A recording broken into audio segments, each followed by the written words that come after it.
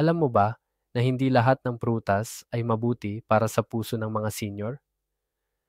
Maraming mga tao ang naniniwala na ang lahat ng prutas ay bentaha sa kalusugan, ngunit sa katotohanan, mayroong mga prutas na maaaring makapinsala o hindi nakabubuti sa kalusugan ng puso, lalo na sa mga matatanda. Oo, kahit pa natural ito at puno ng bitamina, may ilan sa kanila na dapat nating iwasan o bawasan, lalo na kung gusto nating manatiling malusog ang ating puso. Pero heto ang magandang balita. Hindi ibig sabihin nito na kailangan nating talikuran ang tamis sa ating buhay. Sa halip, may mga prutas na kayang magbigay ng kasiyahan at lasa, habang nagbibigay din ng mga benepisyo sa ating kalusugan. Ang mga prutas na ito ay kadalasang nagdadala ng mga nutrients at antioxidants na mahalaga para sa ating pangkalusugang pangangailangan, lalo na sa mga senior. Sa bawat kagat, ating natutuklasan ang mga natural na tamis na nag-uugnay sa atin sa mga alaala ng ating pagkabata habang pinapanatili ang ating kalusugan at sigla. Ngayong araw, pag-uusapan natin ang sitong prutas na dapat iwasan ng mga senior para sa mas malusog na puso. At syempre, ano ang mga mas masustansyang pamalit? Mahalagang mapanatili ang kalusugan ng puso, lalo na sa mga senior. May mga prutas na mataas sa asukal at maaaring maging sanhi ng pagtaas ng asukal sa dugo na hindi ka nais-nais sa mga matatanda. Makakatulong ang tamang pagpili ng mga prutas sa pagpapanatili ng malusog na puso at sa pangkalahatang kalusugan ng mga senior. 1. Saging. Una sa listahan, ang paboritong-paborito nating saging. Masarap, madaling kainin, at puno ng sustansya, pero teka lang, para sa mga seniors na may kidney problems o heart issues, delikado ito. Bakit? Dahil mataas ito sa potassium. At kapag hindi na nare-regulate ng kidneys ng maayos, maaaring makaapekto ito sa tibok ng puso. Ang potassium ay isang mineral na mahalaga para sa ating katawan, pero sa sobrang dami, lalo na sa mga may kondisyon, ito ay nagiging sanhi ng pagtaas ng blood pressure at nagdudulot ng iba pang seryosong komplikasyon. Kaya't mainam na kumonsulta sa doktor bago magdagdag ng saging sa diet upang masiguro na ito ay ligtas at naaayon sa kanilang kalusugan. Mas mabuti kung papalitan ito ng mansanas o papaya na parehong masustansya at puno ng mga benepisyo para sa kalusugan. Ang mansanas, halimbawa, ay mas mababa sa potassium at mayaman sa fiber na makakatulong sa pagtunaw at pagpapanatili ng magandang kalusugan ng bituka. Samantalang ang papaya ay hindi lamang mataas sa fiber, kundi mayroon ding mga enzymes na tumutulong sa pagbabasag ng mga protina, kaya nakakatulong ito sa mas epektibong pagsipsip ng mga nutrisyon. Sa ganitong paraan, ang pagkakaroon ng mansanas o papaya sa iyong dieta ay makapagbibigay ng mas balanced na nutrisyon at makatutulong sa pagpapabuti ng iyong overall na kalusugan.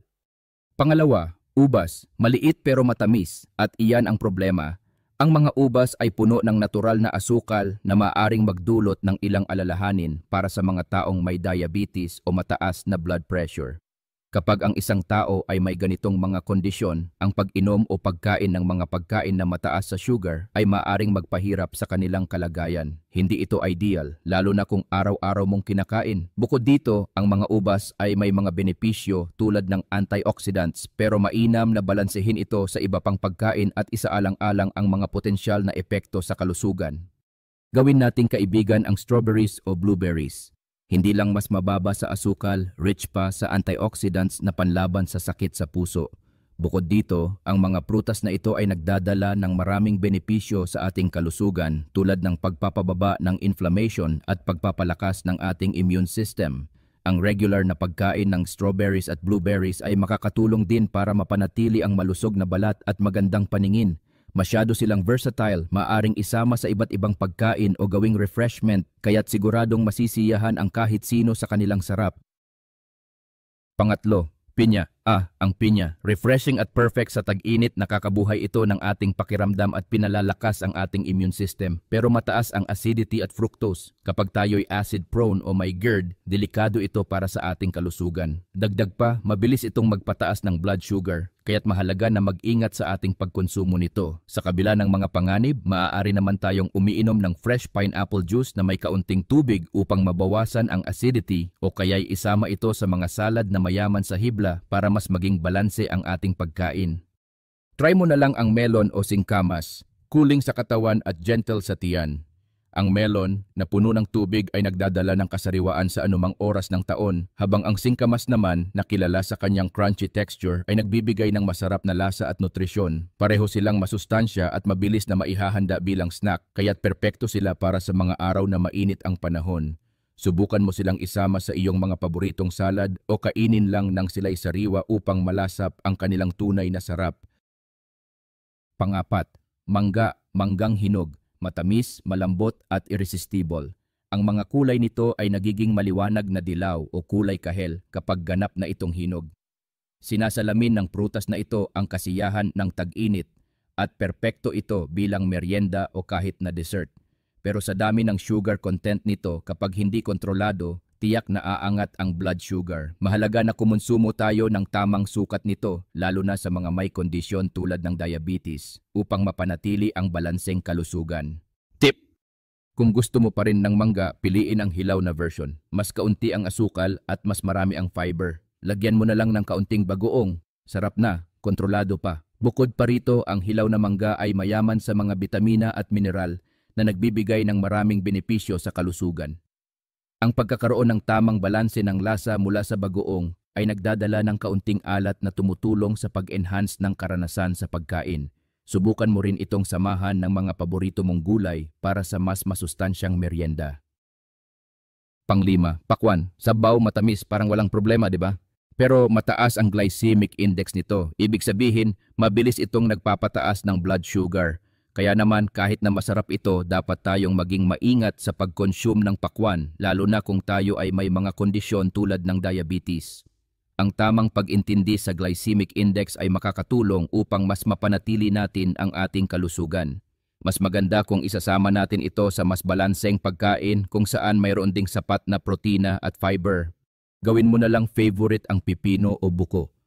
Parehong hydrating pero mas banayad ang epekto sa ating katawan. Ang mga pagkaing ito ay puno ng benepisyo sa kalusugan, kaya't hindi lamang sila masarap, kundi makakatulong din sila sa pagpapanatili ng ating magandang kalagayan. Ang pipino ay mataas sa tubig na mabuti para sa hydration at ito rin ay mayaman sa mga bitamina at minerals na kailangan ng ating katawan.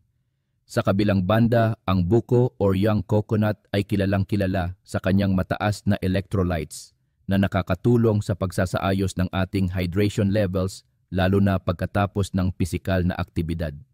Ang parehong mga ito ay mahusay na mga merienda na maaari mong isama sa iyong pang-araw-araw na dieta upang mas mapabuti ang iyong kalusugan. Pang-6, langka, malasa, malambot pero mataas sa starch at natural sugars. Ito ay isang prutas na hindi lamang masarap kundi puno rin ng bitamina at minerals na mahalaga para sa kalusugan. Kung may history ka ng hypertension o diabetes, maaaring makaapekto ito sa puso. Gayunpaman, maaari itong maging bahagi ng balanseng pagkain kung ito ay kinakain ng may pag-iingat, lalo na kung isasama sa mga pagkaing mayaman sa hibla at mababa sa asukal. Subukan mo ang kamote tops o sayote fruit. Ang kamote tops ay hindi lamang mataas sa fiber kundi puno rin ng mga bitamina at mineral na mahalaga para sa ating katawan. Samantalang ang sayote fruit ay kilala sa kanyang mababang calorie count at mataas na hydration properties, kaya naman perpekto ito para sa mga nais magbawas ng timbang. High in fiber, low in sugar, panalo sa nutrition. Subukan ang mga ito sa iyong mga paboritong lutuing Pinoy tulad ng sinigang o ginataang gulay upang mas ma-enjoy ang kanilang mga benepisyo. Pang-7, durian. At ang huli, durian. Yes, king of fruits. Pero para sa seniors, kailangan ng moderation. Ang prutas na ito ay kilala hindi lamang sa kakaibang amoy at lasa, kundi pati na rin sa mga benepisyo sa kalusugan na taglay nito. Ang durian ay mayaman sa mga bitamina at mineral tulad ng vitamin C, potassium at dietary fiber na mahalaga sa pangkalahatang kalusugan. Gayunpaman, dahil mataas ito sa fats at medyo cholesterol raising kapag sumobra, mainam na limitahan ang pagkonsumo nito para sa mga matatanda. Ipinapayo na kumonsumo ng maliit na bahagi at isama ito sa mas balanseng pagkain upang makamit ang mga benepisyo nito nang hindi lumalampas sa recommended dietary intake. Kung hanap mo ay creamy na prutas, may mas ligtas tayong opsyon, avocado, basta't in moderation. Ang avocado ay hindi lamang masarap at malambot kundi puno rin ito ng mga sustansiya na makikinabang sa ating kalusugan gaya ng mga omega-3, fatty acids at fiber. Napakabuti nito sa puso at nakakatulong sa pag-regulate ng cholesterol levels. Maaari mo itong idagdag sa iyong mga salad, smoothies o kahit sa mga paborito mong sandwich. Subalit mahalaga ring tandaan na dahil sa mataas na calorie content nito, dapat ay siguraduhin nating hindi natin ito sobra-sobrang kinakain upang mapanatili ang balanse sa ating dieta. Sa bawat kagat ng prutas, may epekto ito sa ating katawan. Ang mga prutas ay hindi lamang masarap kundi puno rin ng mahahalagang nutrisyon na kinakailangan ng ating organo. Kapag tayo ay kumakain ng mga prutas, tila may buhay na nagigising sa ating mga selula na nagbibigay ng lakas at enerhiya na kailangan natin sa araw-araw. Ang mahalaga, maging maalam tayo at piliin ang mas makakabuti para sa ating puso at sa ating buong katawan. Importante ring isaalang-alang ang iba't ibang uri ng prutas at ang kanilang mga benepisyo. Halimbawa, ang mga berry ay makakatulong sa ating immune system, samantalang ang saging ay nagbibigay ng potassium na mahalaga para sa ating mabuting kalusugan ng puso, basta balanse lang ang pagkain.